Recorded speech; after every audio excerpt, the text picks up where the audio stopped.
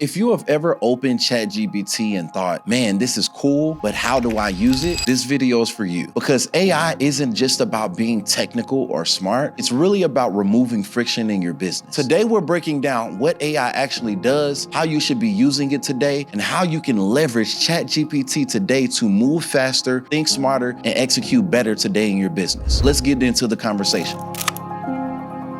Welcome back to the podcast. Hope you're doing well and you enjoyed the last episode. Listen, if you have not watched the last episode and you are a business owner, I literally want you to go ahead and watch that last episode because it was powerful.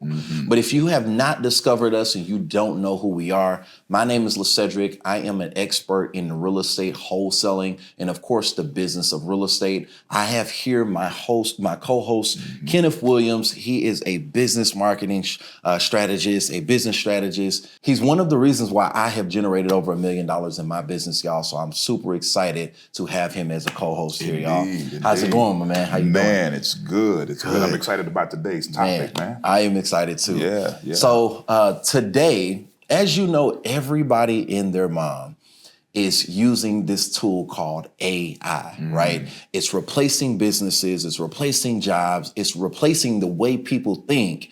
And one thing that we want to share with you is how you can leverage this tool to not only increase revenue, but also make sure that you actually are increasing the way that you think in your business so you can have a more successful business than what you have today. So, we were just talking about this offline when it comes down to how people think about AI. Like, let's talk about the internet. Like, let's go back and before even AI was even talked about, I'm sure it was probably talked about back then. But when we talk about like the internet and, you know, I know you were born in what, like 80? I was in the 70s. In the 70s. Yeah. Okay. So in the 70s, 80s, you did not have any like the iPhones that we have today. We didn't have the internet. We didn't have Instagram, Facebook, anything like that. The internet was not brought out until what, like the late 90s? About the mid 90s. The mid 90s, right? Well, in all actuality, it was in 1968 when the first internet capability was actually formulated. But if you're talking about just the World Wide Web, it was introduced in the 90s. Gotcha. Yeah. Okay. So I'm sure just if I was back then, right, because I wasn't born until, literally 2000. So there was a shock when this came about because like you have this new thing where, man, you can contact people, you're in Dallas, Texas, and you can contact people literally in Afghanistan and Korea and China and this, and it's something that was unheard of. So like, I want you to really touch on this a little bit about like how you felt like you guys thought about the internet back then versus now and how it's actually helped us, as a whole in the world. But how did people think back then before like the internet was brought up and the AI and all of this? Like, what were some of the mindsets that people had back then when it came down to this thing? Yeah, I think, biblically, there's nothing new under the sun. That's true. And so the same type of angst, the same type of kind of pushback, if you will, that you feel today, that most people feel today, is similar to what we felt when the internet came, right? I remember watching an episode, and this is dating myself, but we listen and we don't judge. Right. But I remember an episode, Bryant Gumbel on the Today Show. Okay. And they were discussing the ampersand sign or the @ sign, right? And they were talking about how this thing called the World Wide Web is actually fast approaching, and it's, people are getting on it, and it's about to come out. And people are learning about it. And what can you do on it? Well, there's this thing called an email. And this was the first time that we've ever talked about an email. And, being able to send an email from one, now listen to the phraseology that I'm using, from one computer system to another computer system, okay? And so in other words, there was the capability, the evolution of technology. And at this time, it was a big deal. And so you think about the mindset of how we felt then. we were both excited and scared at the same time because we didn't know what to expect. We didn't know if this was the end of the world as we knew it. Yeah. We just didn't know. And I'm a Gen Xer, right? So we were super, super suspicious of anything that we couldn't really, really, truly understand right off the bat, right? We were pushing it away. But I guess the point here is that's just the evolution of technology and the evolution of man. Yeah. You know, when you think in terms of how technology has totally engrafted into our everyday life. I mean, think about it today. I was watching this, and I don't want to ramble, but I was watching this on Instagram where this guy has something called a smart home. And he just talks, fingerprint, eye recognition, all of these things, and that's how he operates in his home. Like, he doesn't manually open doors. He doesn't manually let up the window. You know, he doesn't manually turn on the light. That's crazy. It's like the evolution of, technology and how it has engrafted into our lives. Now, here's the question, the topic of today. How is, or I'll say it this way, how do we feel about how technology has been engrafted into our everyday life? Because AI is here, man. That's true. AI is here and it's not going anywhere. Yeah. Right? Just like the internet in the 90s. It was there. The World Wide Web and the email, all of these different things. Yeah.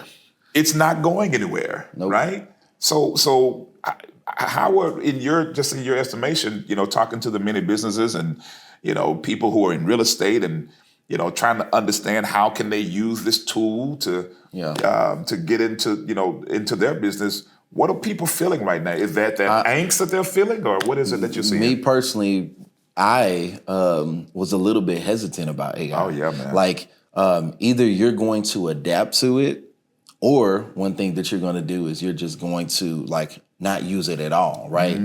Now, you can adapt to something that's becoming the new thing and the new wave, right? It's kind of like when we think about real estate as a whole. When in our business, in 2020, the thing was literally wholesaling everybody's wholesaling. All the buyers are buying the houses super quick at whatever price, right? And then when we get after COVID, right?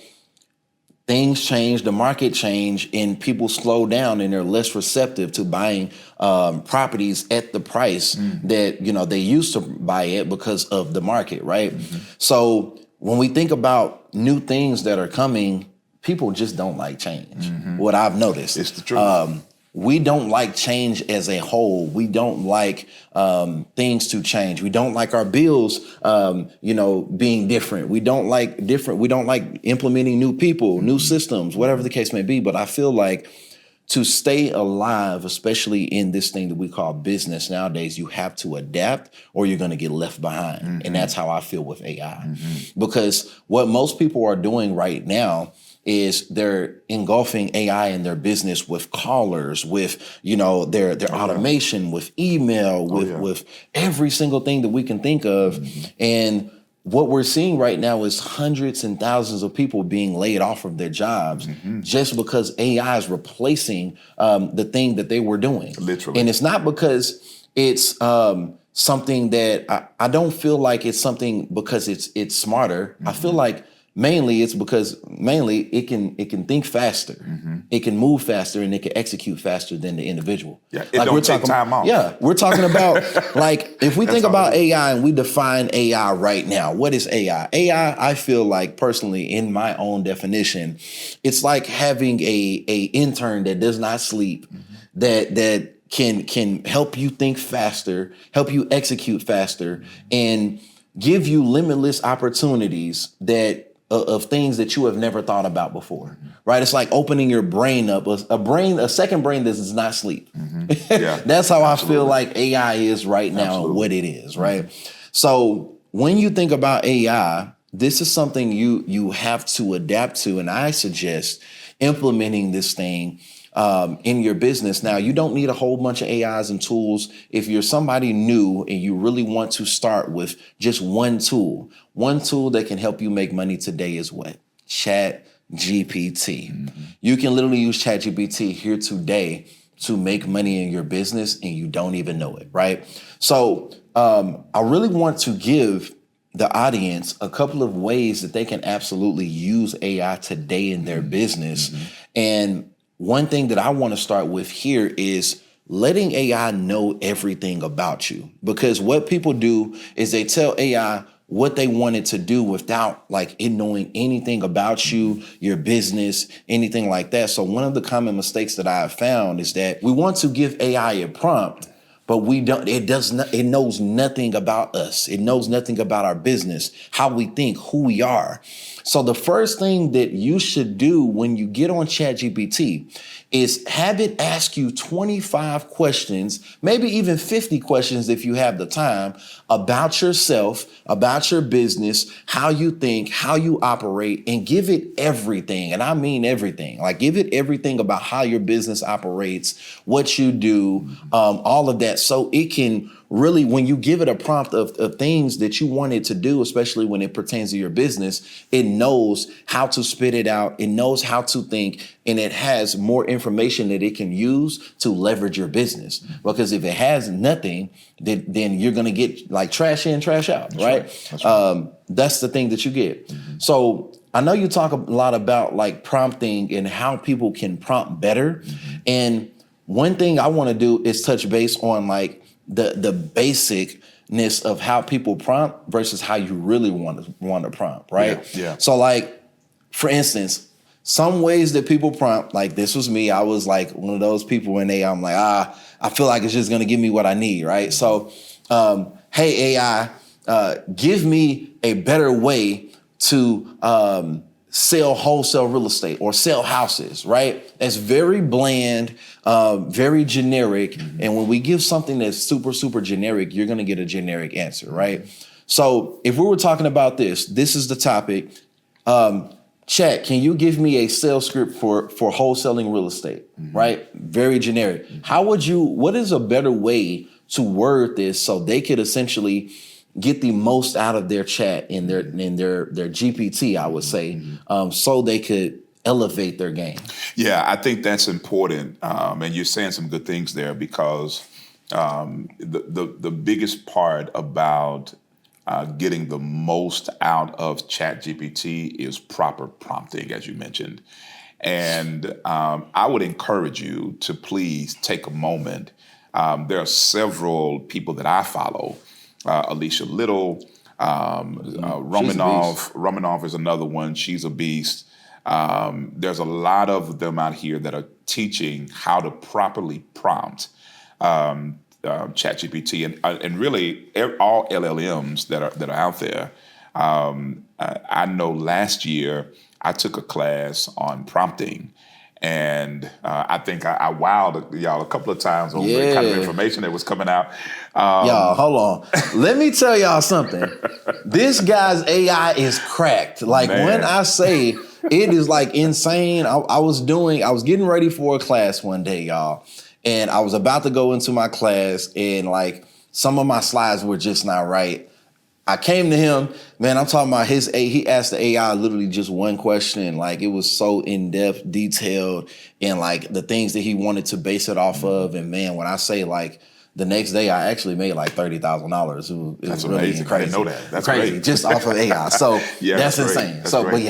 but it's really about the proper prompting. And so I give you an example. The very first thing, you want to always give it a role, okay? And you want to tell it exactly what you want it to do. So in business, we have all of these different variety of roles. You may be a marketer one day. You probably need to have a CPA one day. You need to be, the CEO of the day, COO, CFO, whatever it is, right? You want to give it a role. Maybe it's something as simple as a strategist. You want it to be a business strategist or a marketing strategist or whatever the role is.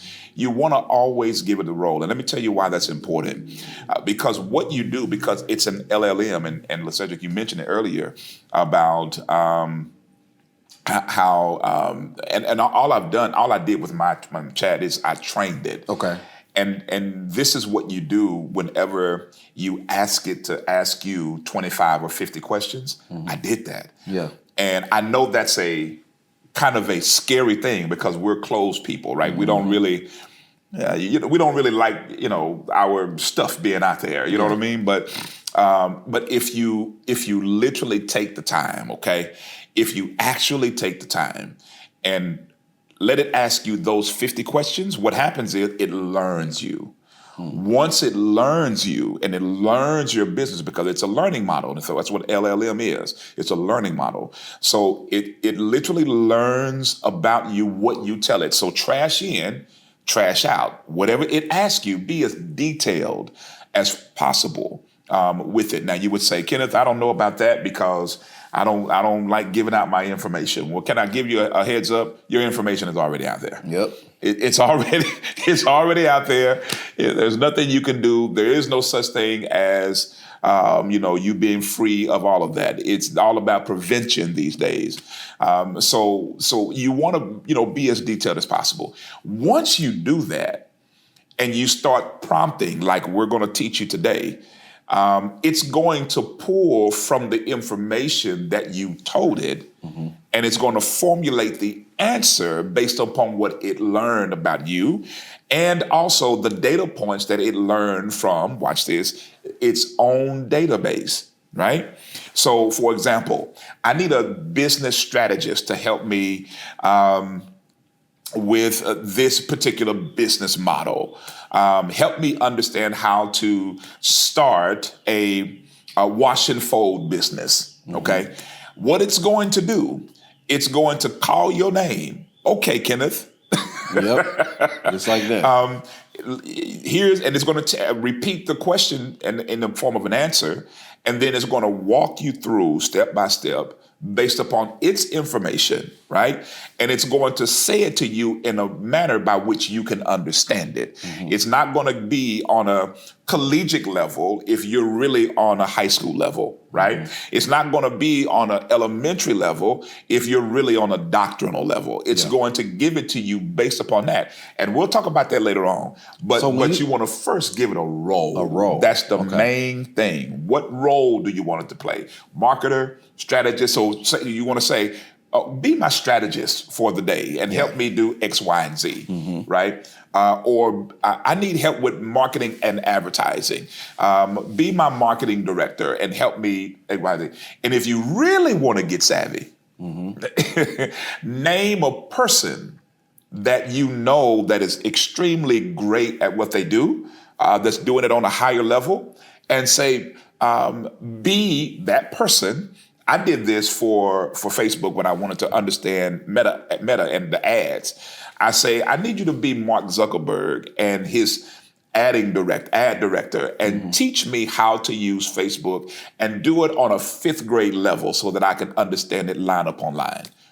And it did exactly that. It spit it out based upon the knowledge that it learned on Mark Zuckerberg and whoever the ad person is. And I knew the person's name, but now I can't remember. Yeah. But give it a role. Give it a role. That's what you want to do. So, for example, giving them a role. So, like, a person can basically take AI, and if they wanted to learn Facebook ads, hey, act as a 25-year-old Facebook ads expert that knows how to run ads and teach me how to create an account with Facebook, a business account for ads with Facebook. Yeah, absolutely. And then it'll give you step by step what to do, business account, ad account, right?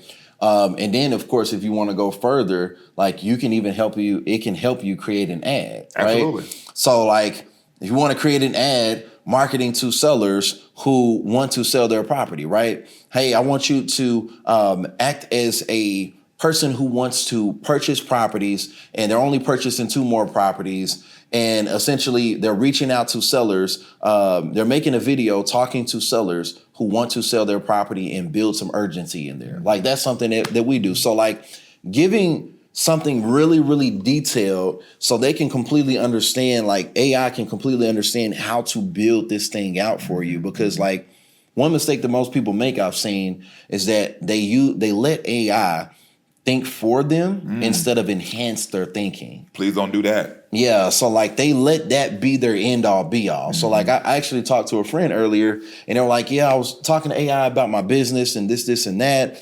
And I had an objective thought, I guess, so to say, or a different thought. And I'm like, hey, why don't you just make it simple and do this and say this? And they're like, well, but AI said. Well, last time I checked, AI was the thing that's supposed to like give you more ideas instead of being your end all be all, right? So that's one thing I always tell people not to do. Don't let it be your end all be all. Let it be like an extra brain that helps you think with that. So long story short, first thing here is give it a role. Let me chime in on something you just said though, because I think this is very important. Yeah. And I don't want to rush on that. Go ahead. You have to remember that when you talk about AI, it's such a vast term. Yeah. We're talking specifically about ChatGPT. ChatGPT. Yep. Because ChatGPT is a learning model. You have to remember it's learning you.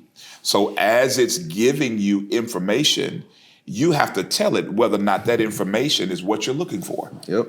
If that's not what you're looking for, they have a thumbs up and a thumbs down on it, right? In the early stages, I was using that religiously. And then I would tell it, okay, no, I'm not talking about that. I'm actually referring to X, Y, and Z. Yeah. Line this out for, et cetera, et cetera. So I'm giving it instructions and it's learning me as to what I'm wanting. Now, because I've had this chat for, and I am genuinely, John Hope Bryant put out his Hope AI. And it's going to teach financial literacy. It's going to teach you about money. It's going to teach you about all of these different things, which is what financial literacy is. But it's going to teach you about all those things, right? And it got me to thinking. And I saw Alex Hermosi developed a learning model as well. Yeah. And I'm thinking to myself, I'm like, man, I might do mine like that. Yeah. I might, offer it to my mentees, in building your business, because that's my shtick there is business development. My chat, I have two of them. One is all about business development, and the other one is all about marketing and advertising, right? So I guess my point here is that remember that it's a learning model. And so when it gives you an answer, like you said, your friend was thinking of more objective thought, it's going to give more of a subjective thought because you're asking it, it's just pulling from its data points. Yeah. So if you don't like that information, correct it. Yeah. Right. Don't let it just spit it out. And you're like, oh, great, I'm gonna go with that. No, you have to. In other words, I said it earlier: trash in, trash out. You have to literally teach it and what we call train it. You have to train it as to what you're actually wanting. Very, very important. It's a learning model, and it is an absolute learning model. Absolutely. So the first thing we got is give it a role. Yes. Right. So that's the first thing. The second thing is giving it the business context to essentially what you do and who you serve. So like if I were going into ChatGPT, of course you want to answer your questions and all of that, but hey, I am a real estate wholesaling, I am a real estate wholesaler. And what I do is reach out to sellers who want to sell their property. And my goal is to get them under contract and essentially sell their home to an end buyer, right? So essentially, all you're doing is you're giving them every single thing that you do, and you're giving them this context, y'all, so you can essentially give them, it can basically know who you are and who you serve. So now when your chat thinks and where you're talking about this specific business model right here, or whatever your business model is, now it knows, all right, anything that they're talking about and they're putting here in my brain, now I know this is who they are and who they serve. So now we have this person who is an expert at this or an expert at that. Now, don't get me wrong. you don't only have to put in what you do, right? As you heard us say earlier, we were saying stuff about different businesses or different models or different departments inside of your business. If you know you're not good at a certain department in your business, right? Maybe that's the admin side to your business, right? Hey, I want you to act as an administrative assistant who has 25 years of experience in this, in handling paperwork, in this, in the legal side, whatever the case may be. And now it knows this is exactly who I am and who I'm framing myself to be so I can help Lacedrick in his business, right? So number one we got here is your role, right? The number two we have is giving it your business context. And then number three we have is the task, right? I want you to help me create. I want you to help me simplify. Whatever the case may be, whatever that is, you want to help, you want to give it that task that you want it to do so it can go ahead and do it effortlessly for you, right? And I don't know if you want to touch on this last thing here, but we got right here an output rule, right? So like that's the tone, that's the link, that's the format, right? Touch a little bit on that right there when we talk about this, the format, the tone, the maybe like you said earlier, the person, right? So if you know a person like this good in sales, a Myron Golden, an Alex Hormozy, something like that, we're talking about, hey, be this person or act as this person. And essentially it's kind of like modeling their brain and whatever AI can pick up on. Absolutely. Right? It's all about AI thrives, especially ChatGPT, any LLM. It thrives on predictable inputs. Okay. So, if you tell it to act as a person, it's going to pull from its knowledge base on what that person is, the character of that person, and what that person does. And it's going to do exactly what you say. It's going to give you that particular input that you put in.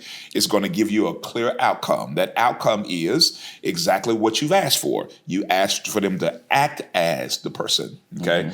So that's important. You want to always remember that whoever it is that you're pulling on, because, again, I keep saying it, but I want to drive the point home. It's an LLM, all right? It's a learning model. So because it's a learning model, it's going to pull from these different people that it's learned from already, and it's going to give you that particular outcome, right?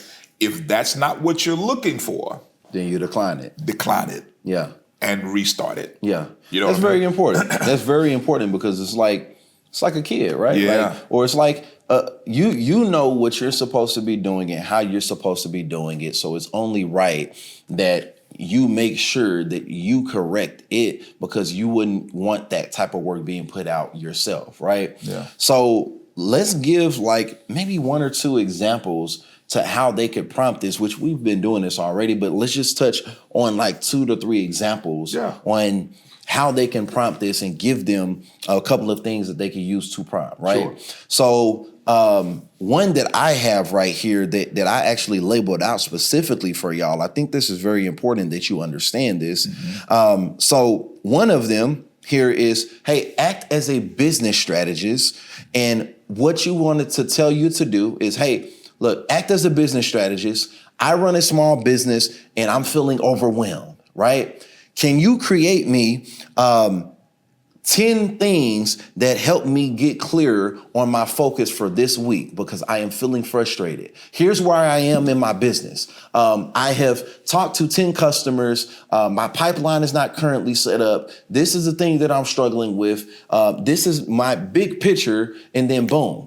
Go ahead and enter it in. And then now it's going to spit out all of these things of giving you a plan of what you should be focusing on. And then, of course, we have like the 80-20 rule, right? 80% signal, 20% noise. It's probably going to spit out, here's the things that you really need to be focusing on. And here's the things you probably should not focus on or outsource. Because I found that like in my business, if it's a $3 an hour task or it's something that I really don't like doing or should not be spending time on that does not fit into this 80% signal, then I outsource it. And if it's something that I cannot outsource or should not be focusing on, then we just throw it away. Like this is not something that we should be doing. Yeah. So I think that's very, very important to notate when we talk about prompting. Now, what's one in your opinion? I know I'll just be honest with y'all. He's way better of a prompter than me. Man. I'll be real. Yeah. So like, what is something that you would say when it comes down to prompting? What is another prompt that you would say that works for you? Well, honestly, there are all sorts of ways of prompting, and it's really about making the learning model dive deeper, right? So when you give it a role, we talk about that a lot already, but you give it a role, you be specific about that role, but then you go a little bit deeper. You talk about that role and specifically what you want that role to speak to, right? So you will say, you are an advertising manager and your specialty is the demographics of African-American men at the age of 35 to 50 who enjoys book reading and hiking. Very specific. Yeah. You see how I drilled it all the way down? Yeah. Let's create an ad that speaks to this demographic. And then you give it requirements. Tell it what you don't want and what you do want, right? Give it the requirements, and then give it the tone. How you want it to be. Do you want it aggressive? Do you want it to be very what they call punchy, et cetera, et cetera? And once you do that, it's all about predictable inputs, and then it gives you those clear outcomes. Okay, so if you do that, I think those work. But let me make sure that I add this piece in there because I think it bears repeating. Every time you use any AI, I don't want you to think in terms of tasks. I want you to think in terms of flow. Okay, think in terms of how can I get this particular tool to flow into my business that's going to help maybe the customer's journey, or maybe it's your back-end processes, or developing your SOPs, or creating your metric system, of how you gauge success or failure, whatever it is, right? Think in terms of how that flows into your system. And I don't know if we're going to get to it today, maybe not. Maybe this is another episode. But when you start thinking in terms of flow, what you'll find yourself doing is building what is called a tech stack. And we're still talking about prompting. But when you think about a tech stack, that is literally AI to AI to AI to AI. All of these different, or not even AIs, just systems, if you will, that help your business flow. So, maybe you have an email system and a texting system, and maybe you have a CRM that's kind of the hub of your business, and all of these things, right? Well, these are your tech stack. Well, what AI has done, AI has developed this thing called an AI agent, and I'm being a little bit advanced here, but I'm just sharing this info, and we'll get what deeper is an into AI it. Agent? Well, we'll get deeper into it another time because I know that's another topic that we want to get into. Yeah. But an AI agent basically is kind of like the brainchild of your system. So think of brain to body. An AI agent is the brain, is the reasoning portion of it, which is your ChatGPT. And the body would be all of the other systems, like, say, for instance, Calendly. Calendly is not going to think for you. Let's say Go High Level. Go High Level is not going to think for you. Let's say ManyChat. ManyChat is not going to think for you. But if you have those particular systems in play, what happens is you can stack those together and have your AI agent, which is your ChatGPT, your Gemini, your other learning models, to actually use those particular systems and do what you want it to do, right? So, for example, hey, I want to, let's just give an example. Your customer journey, they come in and they click a link to learn more about your business, right?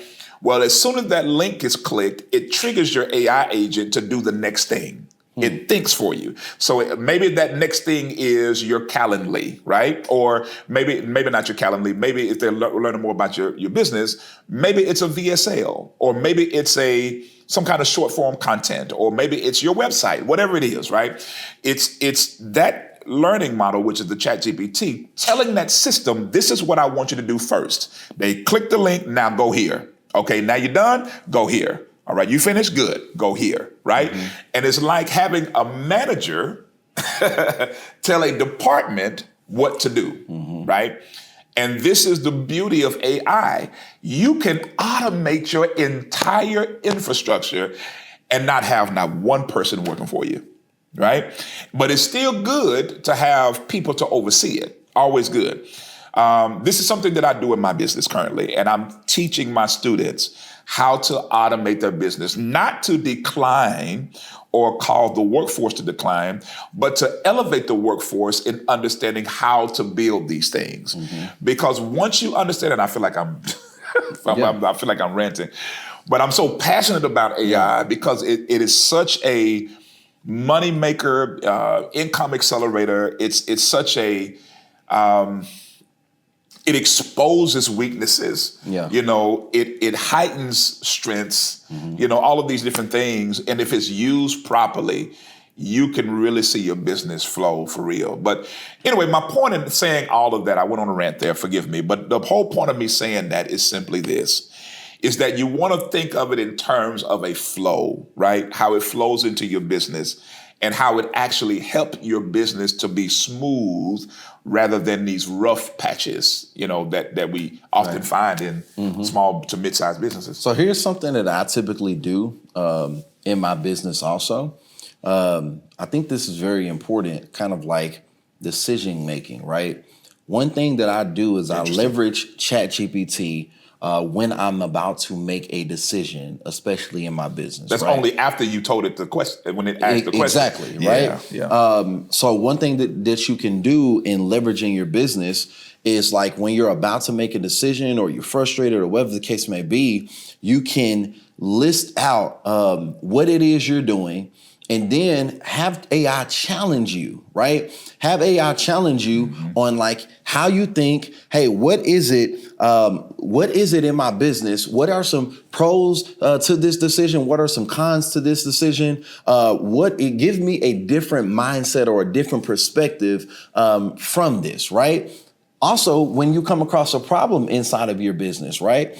One thing that I do is when you come across a problem, you can go ahead and list this out in your AI and kind of like almost like a therapist, right? Like a therapist, you're like, don't, and by the way, this is not legal advice, anything like that. I'm not, licensed or anything like that. But look, list out like whatever problem this is that you're having. Man, maybe I had a bad day, right? This is something that happened. I'm going to basically list this inside of chat and, hey, give me a couple of lessons that I could have learned from this in a different way to handle this next. Like, it's like kind of using it as a life partner for real. Absolutely. Like it's like a second brain. Oh man, ChatGPT is literally my business partner. Yeah.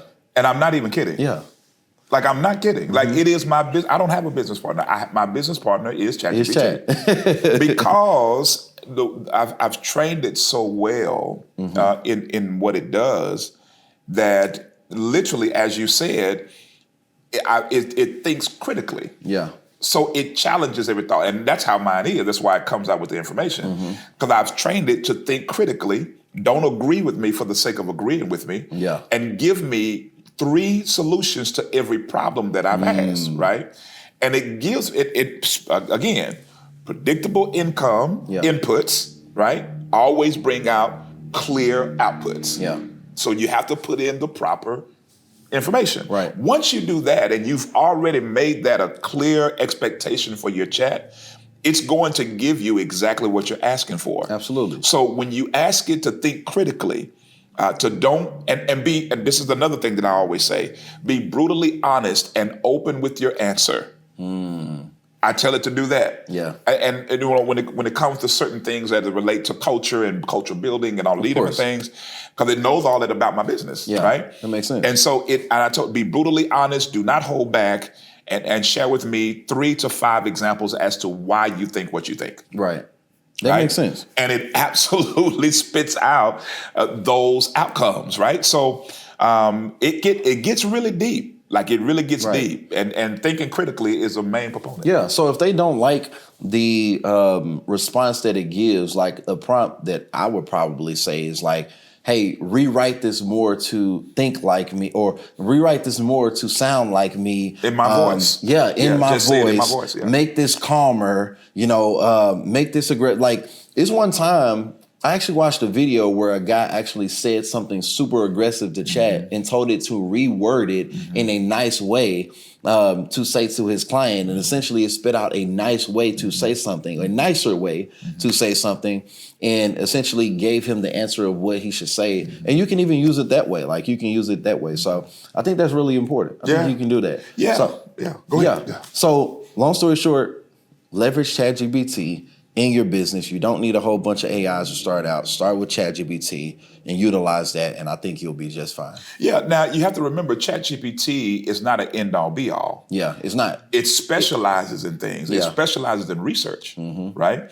So if you're using it, it's literally used for research purposes. I'll tell you, every time I get ready to do a business audit on one of my mentees' businesses, I always take it through my audit. Well, my chat built my audit, and it built it to identify weaknesses in the business, and all of those things. But it's based upon research of thousands upon thousands of other businesses like this one, like the one my mentee has, or whoever it is that I'm dealing with.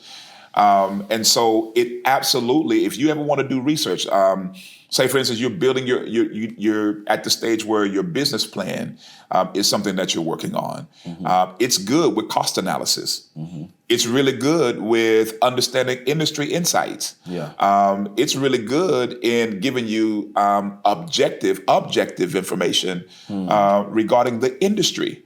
It gives you facts, figures, all of these things. So if you really want to do, and also what I like to do is if there's a plus sign on the search bar. Where you can put in files and photos and stuff like that. All of those things. And then it gives you an option to do deep research. So whenever I'm getting ready to do some research, I click deep research. And then when you put in the thing that you're researching and you're prompting it well, it's going to take a second before it responds. It will literally, now mine, it takes up to 60 seconds for mine. And it won't, and I always tell it, don't give me a quick response. Take 30 to 60 seconds to gather whatever data it is, right? And it absolutely spits that data out of what I ask. And it be some fire content. So long story short, what you're saying here is that AI is not here to think for you. It's here to essentially increase the possibilities of what can happen in your business, increase your revenue, obviously, and make you a better business owner in your business. Yeah, and not only that, but to add to that is to say, be careful, because it will also expose your weaknesses. It'll also expose the cracks in your armor. It will. And, I hate to say it, I told my chat, hey, after about 6 months of work, I remember building a particular business infrastructure of mine, writing my book, Dismantling Strongholds. And I used my chat to help me kind of put my thoughts together and all of those things, because my thoughts were everywhere. But before I started the project, I told it to everything that you know about me, everything that I've shared with you, everything. I need you to be brutally honest and tell me what your thoughts are about me. Don't hold back. Tell me my weaknesses. Tell me my strengths. Tell me what your real thoughts are. Now that's strange, telling the AI, artificial intelligence, to tell you something to feel.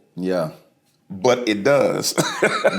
And it's weird. It's so weird. It is. But all it does is use data points to computate all of those different things to give you those outputs, right? So it did. It gave me those things. So basically what I'm saying is that yes, absolutely, it's going to absolutely make you a better business owner, but it's also going to expose your weaknesses, which makes you a better business owner. Because what I teach my mentees, where you're weak at, delegate it until you're strong at it. You delegate it. You don't try to do it and learn it right now. Success loves speed. So we delegate what we don't know. We learn it as we go, right? And hopefully in the future, you won't need it. But with AI, Man, everybody looks like super heroes. Yeah, absolutely, absolutely. Yeah. So 3, I don't want y'all to overcomplicate this, so I Please don't. actually just noted down 3 simple action steps that you can take, like today, and what I want you to do, because I don't want you to hesitate on using this in your business. I want you to use it today. So step number 1 is use AI to think, not search. Okay. Use it to expand the ideas that you have in your brain so you could essentially have different ways of thinking in a different perspective. Number 2 is use AI to refine. Okay. You can actually use it to create something from scratch also, but use it to refine the things that you already have. And if you don't have something, use it to help you make something from scratch, right? Like a process. If we talk about like process building, right? Like I was talking to one of my students the other day and they're like, hey, I have a whole bunch of leads in my system right now. And like, I'm really stuck on where I should go. Like this was yesterday. She was like, hey, I really don't know what I'm doing. I opened up her CRM, new lead section, 181 leads, not reached yet, 300 leads, followed up schedule, 100 plus leads. It's like no organization, and you know what she did not have is simply a process. She didn't have a process for one. And then she did not have a SOP for 2. And she has 2 virtual assistants. So what I did was we leveraged AI to essentially build a process out to, hey, how often should I follow up with this lead in this bucket? Hey, where should I start in my bucket? Which, I explained to her that already. And then, hey, here's how often I want to text and call this individual on a round basis. I call them rounds, right? We reach out to people 3 times in a row, 3 rounds a day, right? Which is 9 calls a day. So 3, 6, 9 calls. And essentially what we did was we put together a process where she can basically hand off to her VA. So she could essentially just literally like train them efficiently on this, because to that point, had she not said anything, she would have kept going the same circle and would not have put in work. So that's number 2. Use AI to essentially refine what you have, y'all. And if you don't have something built out like a process or maybe a department, use it to help you build it from scratch. And then number 3, y'all, use AI to document what already works, okay? Use it to document every single thing that you do from start to finish, y'all.